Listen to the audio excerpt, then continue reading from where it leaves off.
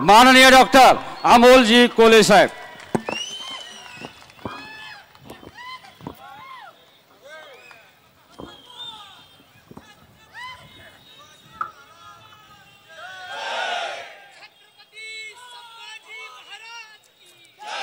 जय शिवराय। सर्वप्रथम स्वर्गीय राजाराम बापूंच्या आणि कुसुमताईंच्या पवित्र स्मृतींना आधी अभिवादन करतो। या सांगलीच्या मातीला, या मातीनं महाराष्ट्राला दिलेल्या संस्कृतीला अभिवादन करतो आणि तुम्हा सर्वांना मानाचा मुजरा यासाठी करतो की 12-12:30 वाजता तुम्ही जमलात।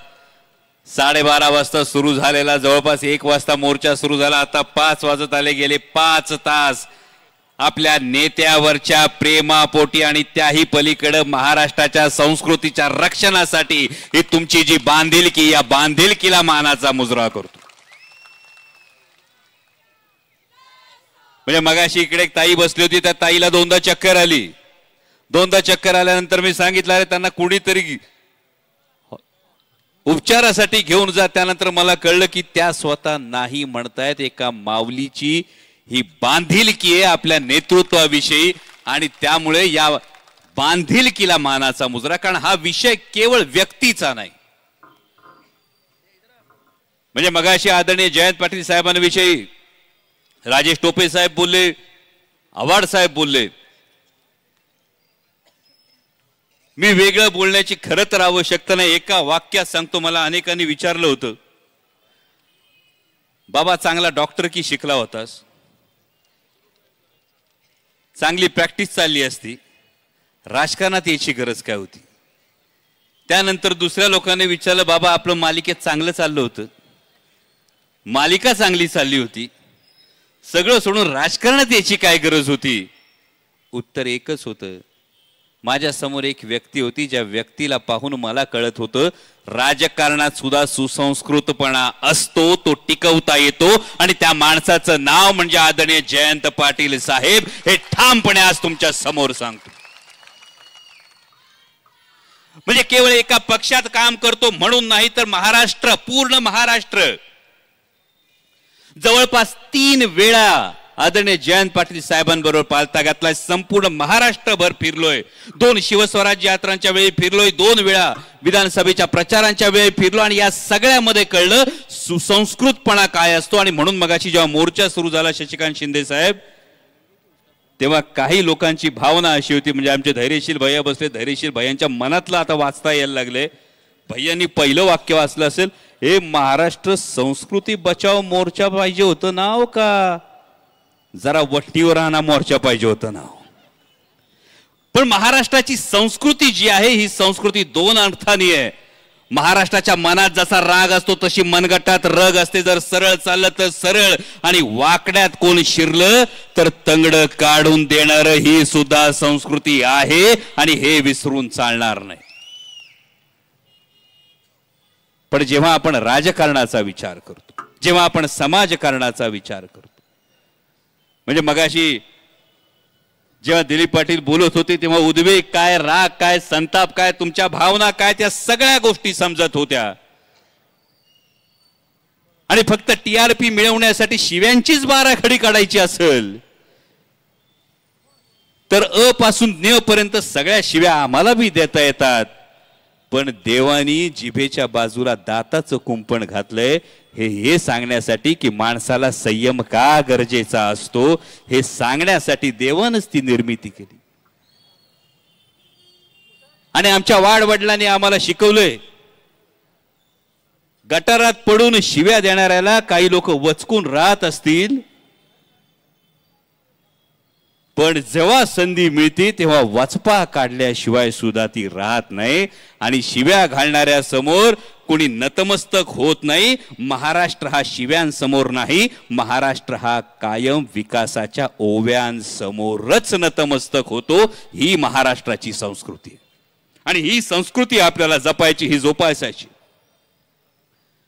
मगाशी तुम्ही काही पोस्टर घेतले, काही लोकांचे उल्लेख झाले,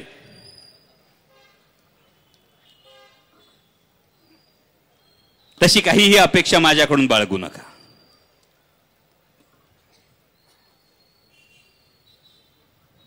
कारण माझ्या घरी एक नाही 3-3 कुत्री आहेत. अहो कुत्रं कोणावर धावलं त्या कुत्र्यावर कोण जात नाही हो, आपल्याला लोक बोलतात.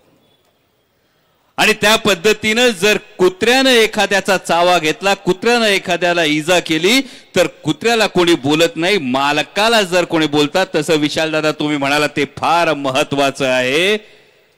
प्रश्न हा पडला, हे सांगलीच्या मातीतलं हे विधान ऐकल्यानंतर प्रश्न हा पडला की नेमका यांचा बोलवता धनी कोण, या बोलवत्या धन्याला नेमकं काय हवंय. समोर डिपार्टमेंटची पण माणसं आहेत. जाऊ द्या तुमच्या वरिष्ठांकडे हा व्हिडिओ या माध्यमातून की जे महाराष्ट्राचे गृहमंत्री आहेत, महाराष्ट्राचे माननीय मुख्यमंत्री महोदय आहेत, यांची महाराष्ट्रभर आम्ही जाहिरात पाहिली छत्रपतींच्या फोटो समोर नतमस्तक होत असताना. आणि खाली नाव होतं देवा भाऊ. जाहिरात कोणी दिली वगैरे विषय सोडून द्या, पण छत्रपतींसमोर उभं राहून तीच जाहिरात पाहताना माननीय देवेंद्रजी फडणवीस तुम्हाला खडा सवाल आहे. ज्या छत्रपतींनी न्यायाचं राज्य निर्माण केलं, ज्या छत्रपतींनी रयतेचं राज्य निर्माण केलं, एकदा त्याच छत्रपतींच्या पुतळ्यासमोर उभं राहून एकदा शपथ घेऊन महाराष्ट्राला सांगा की ज्युनियर इंजिनियर स्वर्गीय अवधूत वडारला न्याय हा दिलाच जाईल. तर तुमची नैतिक पातळी आहे, तर तुमची नैतिक तुम्हाला अधिकार आहे त्या छत्रपतींसमोर उभा राहण्याचा. आणि ज्या छत्रपती शिवाजी महाराजांनी आईचा शब्द कधी खाली पडू दिला नाही, माता भगिनीकडे वाकड्या नजरेनं बघणाऱ्याचा चौरंगा केला, त्या छत्रपतींच्या महाराष्ट्रामध्ये मातृत्वाचा अशा पद्धतीनं अपमान केला जातो. राजकारणी म्हणून सोडा, नेते म्हणून सोडा, राज्याचे प्रमुख म्हणून सोडा, माणूस म्हणून शरम वाटली पाहिजे याचा विचार करणं गरजेचं आहे.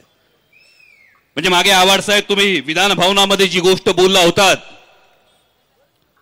सांगलीत आल्यानंतर अनेकदा ते संबोधन ऐकू यायचं, कानावर पडायचं, कळलं नव्हतं नेमकं काय. त्या दिवशीचं विधान झाल्यानंतर कळलं, अहो ज्याला मातृत्वाच्या नात्याचं पावित्र्य कळत नाही त्याला मंगळसूत्राचं पवित्र कधी कळणार.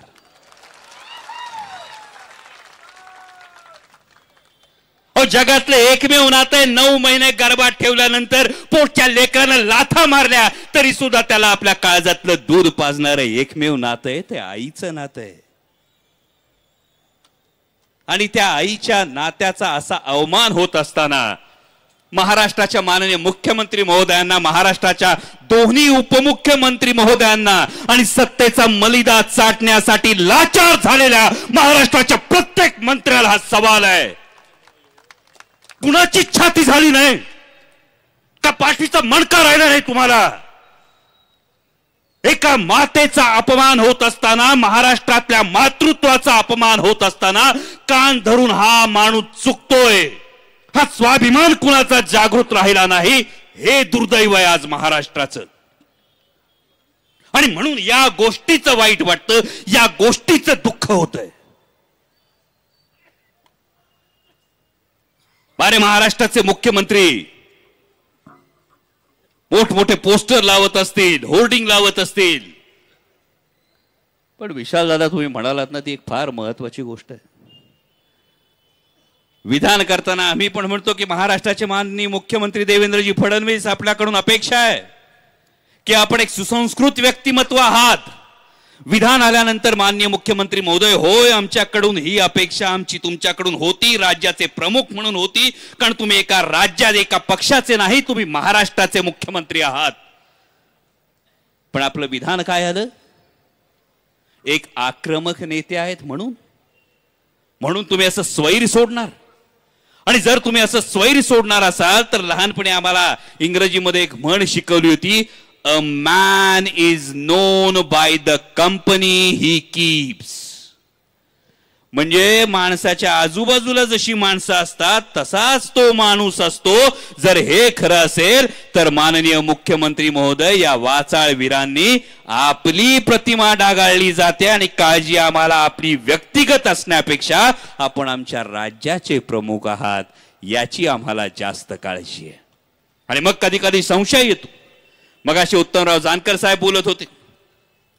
जानकर साहेब बोलत असताना त्यांनी इतर जिल्ह्यांचा उल्लेख केला, मग अशी महबूबबाई बोलत असताना त्यांनी बीड जिल्ह्याचा उल्लेख केला आणि मग प्रश्न पडला की या पद्धतीची ही वाचाळवीरांची फौज ही महाराष्ट्राच्या प्रश्नांकडून तुमचं लक्ष विचलित करण्यासाठी करण्यात आली आहे का? म्हणजे महाराष्ट्रात ओला दुष्काळ पडला, शेतकऱ्यांची ही मागणी आहे की सरसकट कर्जमाफी झाली पाहिजे, पण शेतकऱ्यांचे अश्रू पुसण्यासाठी महाराष्ट्राच्या मंत्र्यांना वेळ नाही. पालकमंत्री पदाचा वाद असेल, मंत्रिपदाच्या वाटपाचा वाद असेल का लगेच विमानं पकडतात, लगेच दिल्लीला पळतात, पण महाराष्ट्रातल्या शेतकऱ्यांचे अश्रू पुसण्यासाठी आतापर्यंत तुम्ही वाचले कोणी? ऐकली का बातमी? मीडियाने कधी दाखवली बातमी माननीय उपमुख्यमंत्र्यांचा दिल्ली दौरा? नाही आली ना बातमी अजून. का तर हा मंत्रिपदाचा वाद नाही, हा शेतकऱ्यांचे अश्रू पुसण्याची वेळ आहे. प्रश्न बेरोजगारीचा असेल, प्रश्न ओल्या दुष्काळाचा असेल, आता अमेरिकेचं टेरिफ येत आहे. अमेरिकेचा जो काही ट्रेड धोरण आहे, जे काय टेरिफचं धोरण आहे, हे टेरिफचं धोरण केंद्र सरकार मोजक्या उद्योगपतींना वाचवण्यासाठी शेतकऱ्यांचं कंबरडं मोडण्याचा सगळ्यात मोठा धोका आहे. मग तो सोयाबीन उत्पादक असेल, तो मका उत्पादक असेल, वरवंटा जर कुणावर फिरणार असेल, तो शेतकऱ्यांच्या स्वप्नावर फिरणार असेल, आणि मग या सगळ्याकडून जर लक्ष विचलित करायचं असेल तर त्यासाठी तर या फौजा नाहीत ना, अशी शंका माननीय मुख्यमंत्री महोदय आम्हाला येऊ लागली आहे. आणि त्यामुळे तुमच्याकडून अपेक्षा आहे की आता तरी पाठीशी घालण्यापेक्षा कान धरा, कान उपटा. नाही तर महाभारताचा मगाशी उल्लेख विशाल दादांनी केला, जर मान्य मुख्यमंत्री महोदय आपण अशाच वाचाळवीरांविषयी मौन बाळगत राहिलात तर मैसभेमध्ये द्रौपदीचं वस्त्रहनन होत असताना मूग घेऊन थंडपणे गप्प बसणाऱ्या भीष्माचार्य, द्रोणाचार्य, कृपाचार्य यांची भूमिका तुम्ही बजावत आहात असं म्हणायचं की अप्रत्यक्षपणे पाठिंबा देणाऱ्या धृतराष्ट्राची तुमची भूमिका आहे असं आम्ही समजायचं? याचं उत्तर एकदा आम्हाला द्या. आणि हे ज्या कोणी फौजा सोडल्या असतील, मगाशी आमच्या एका तरुण मित्रानं मस्त मला एक शेर लिहून दिला होता. काय होता तो? ईडी, ईवीएम, गद्दारी, भौंकने वाले कुत्ते, फौज तो तेरी भारी है. ईडी, ईवीएम, भौंकने वाले कुत्ते, फौज तो तेरी भारी है. जंजीरों में जकड़ा हुआ जयंत पाटील अब भी तुम सब पे भारी है. आणि म्हणून जाता जाता फक्त एवढं सांगतो, ही तुमच्या मनातली जी धग आहे, हा तुमच्या मनातला जो राग आहे, ही तुमच्या काळजातली जी आग आहे, ही तुमच्या मनगटातली जी रग आहे, ही शाबूत ठेवा, ही राखून ठेवा, हा विस्तव धरून ठेवा. विस्तवानी जाळायचं नाहीये. विस्तव जर चुलीत टाकला तर ऊब आणि उभारी देतो, आणि जर ही ऊब आणि उभारी मिळाली तर घरं उभी राहतील. ही घरं उभी राहिली तर महाराष्ट्राची संस्कृती कायम राहील. आणि या सुसंस्कृत महाराष्ट्राच्या राजकारणासाठी तुमच्या प्रत्येकाच्या या वज्रमुठीची, या निर्धाराची गरज आहे. आज तुम्ही हा निर्धार दाखवून दिलात. आज संपूर्ण महाराष्ट्रात हा संदेश गेलाय. म्हणजे अगदी महाराष्ट्राच्या टोकावरून चंद्रपूरच्या आमच्या बेबीताई ओके असतील किंवा अहिरीच्या शाहीनताई हकीम असतील, कुठे आहेत? महाराष्ट्राच्या टोकावरून आल्यात. अहिरी विधानसभा आणि चंद्रपूर. आणि म्हणून तुम्हाला सांगलीकरांना पुन्हा एकदा मानाचा मुजरा करतो की हा संदेश तुम्ही आज महाराष्ट्रात दिलात की हा महाराष्ट्र झुकणार नाही, हा महाराष्ट्र दबावासमोर वाकणार नाही, हा महाराष्ट्र आपल्या सुसंस्कृत राजकारणाचा वसा आणि वारसा हा कधीही सोडणार नाही. आणि आदरणीय जयंत पाटील साहेबांच्या पाठीशी तुम्ही असेच ठामपणे उभे आहात. याबद्दल तुम्हा सर्वांना पुन्हा एकदा धन्यवाद देतो. आणि माननीय मुख्यमंत्री महोदयांकडून शेवटी एक अपेक्षा व्यक्त करतो की या सुसंस्कृत राजकारणाची परंपरा जपण्यासाठी आणि जोपासण्यासाठी राज्याचे प्रमुख म्हणून केवळ शिबिरांमध्ये नैतिकतेच्या गप्पा हाणण्यापेक्षा एकदा धडक कृती कार्यक्रम राबवा. धन्यवाद. जय हिंद, जय महाराष्ट्र, जय शिवराय. यानंतर महाराष्ट्र प्रदेश राष्ट्रवादीचे